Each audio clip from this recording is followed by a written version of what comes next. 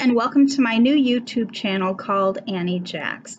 Now, I say new YouTube channel because I have others, and anyone that knows me knows that I enjoy helping people. I have been an internet marketer for over 14 years now, and I have friends that contact me all the time saying, hey, how do you make money online? What do you do? What works for you? What doesn't work for you?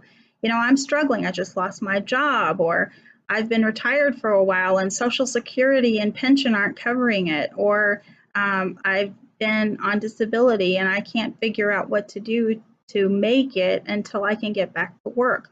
Or I know of struggling artists and all kinds of other circumstances, people going through divorce, all kinds of things and reasons why people are struggling financially. And my friends are contacting me, asking me what to do. And I figure if they could benefit from videos like this, then maybe you could too. So I went ahead and started a YouTube channel because I do have a lot of experience.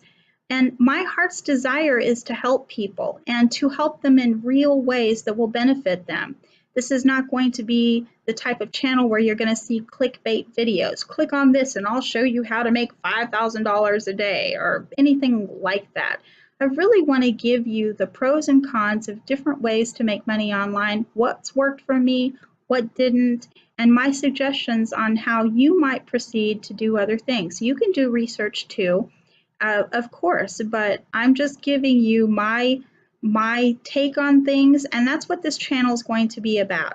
It's my desire to help people who are struggling. It's my desire to help those people who are maybe older and don't know how to research these things themselves easily. And this is going to be very basic teaching that's going to help you learn how to do things to start ramping up to either supplement your income or to be able to make this a career. It's not going to be easy. It's not a get rich quick scheme, and none of my videos are going to do that. Just real down-to-earth ways, real practical ways on how to make money online. And my first video I want to talk to you about is how to win the Amazon buy box. A lot of people out there are interested in selling on Amazon. They know what kind of marketplace that is and what kind of opportunity that is. And there are millions of people every day on Amazon buying all kinds of stuff. And depending on what statistic you're reading, anywhere from 82 to 95% of all the buyers on Amazon click on the buy box to make their purchase. So all of the other sellers that are not in that buy box rotation lose out on most of the sales. So it's very, very difficult to be able to make sales and make a living on Amazon unless you can win the buy box. And I'm going to tell you the 5 things that you have to do to be acceptable or at least qualified to win that buy box. Are you ready? Let's go ahead and start. First of all, if you're familiar at all with Amazon and you're actually thinking about doing this seriously, you're going to want a professional seller's account. And at the time of this taping, I just looked to verify their professional seller's account costs $39.99 a month to be a professional seller on Amazon. So if you think that you're going to sell 40 items or more a month and you want to qualify for the buy box, you want to be a professional seller. There's 5 more things that you have to do to qualify for that buy box. And we're going to talk about the rest of those right now. First of all, you have to have an account in good standing. Duh. Okay, so I will tell you that if you look at any of the reviews on Amazon, if you look at any of the things people type, people who shop on Amazon are very happy and quick to tell you all the negative, horrible things about a particular seller or an item. They're very quick to do so. So you want to make your customers happy. You want to make Amazon happy. If Amazon asks you to do something, you want to do it very quickly. You want to make sure your account is in good standing. That is just, common sense and reasonable. But if your account slips below that good standing, then you're not going to get the buy box. If they don't trust you, if they don't like the way you do business, you ain't getting the buy box. That's just plain and simple. So that's one. The second thing you need to do to qualify for the buy box is Amazon wants brand new merchandise. They're not interested in used, old, or gently used stuff. It has to be new. So that is one criteria for the buy box you can't get around. The next thing that you have to do to qualify for the buy box, item number 3, is maybe sometimes the hardest pill to swallow. It's Amazon FBA. Yes, you have to be using their fulfillment, or Amazon FBA or Prime, however you want to call it. They trust themselves more than they trust you or your distributor or your warehouse or your source or wherever the merchandise is going to be shipped from, or your garage.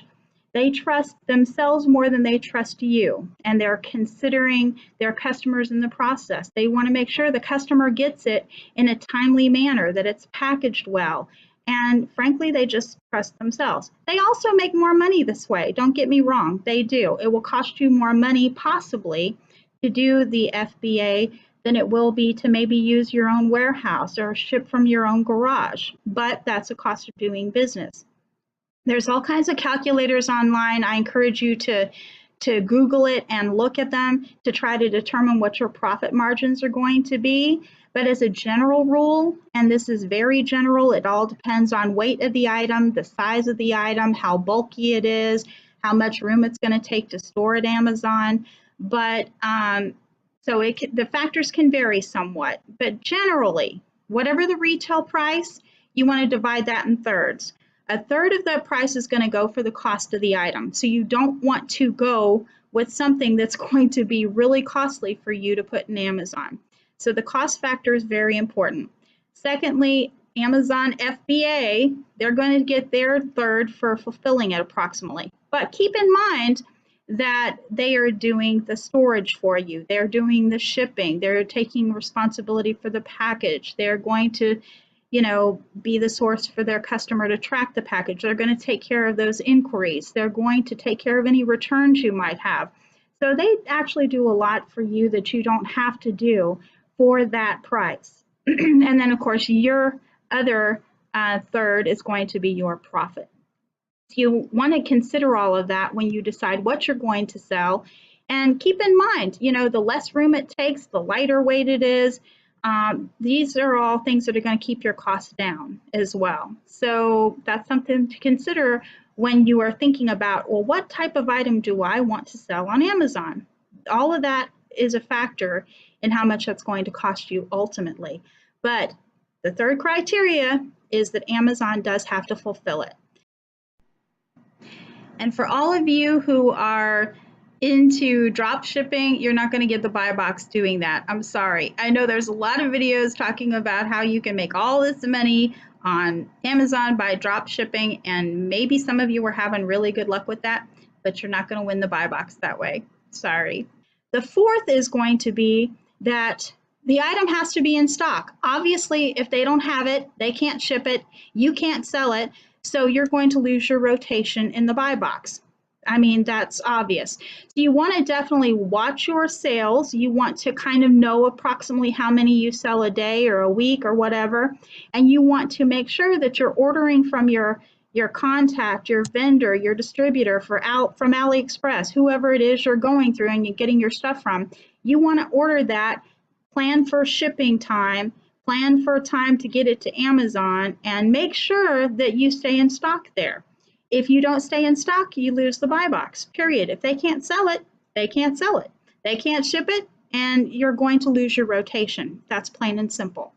And the fifth and final thing that you have to do to qualify for the buy box is mind what you price your item at. And your item has to be within 5% of the buy box price. And they do this for two reasons. One, they don't want you to price gouge. They don't want you to have an unfair price in order to make more money. People don't want to buy it anyway. And it kind of is their checks and balances to make sure you're not overpricing your item. They don't like price gouging, so forget it. And they don't want you to undercut your price, to slash the price so that your competition or the other sellers on Amazon are going to have to compete with that. So you're out. If you're 5% off, either over or under, you're not going to get that buy box, period. So some people think, well, if I cut my price really, really low, then people will buy. Well, those people who are like me, that are bargain shoppers, that might look at the other sellers on Amazon selling from this price, I might go look at that. But the most part, like I said, 82 to 95%, depending on what statistic you're reading, are going to click buy box. They don't have time to go research the very best price. So you could get sales that way, but you're not going to get the buy box that way, period.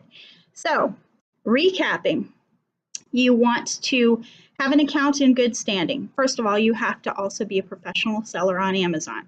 Your account has to be in good standing. You have to sell new merchandise. You have to use Amazon fulfillment or fulfillment by Amazon, FBA, Amazon Prime, whatever you want to call it. You have to have your item in stock, and you have to be within 5% of the price of the buy box price, period. And then you are on a rotation with all of the other sellers that qualify for the same thing. So the more sellers you have, the more competition you have. If there are 5 sellers that qualify for that buy box, then you're approximately going to get on rotation 1 out of every 5, or a 20th of what you could if you had less competition.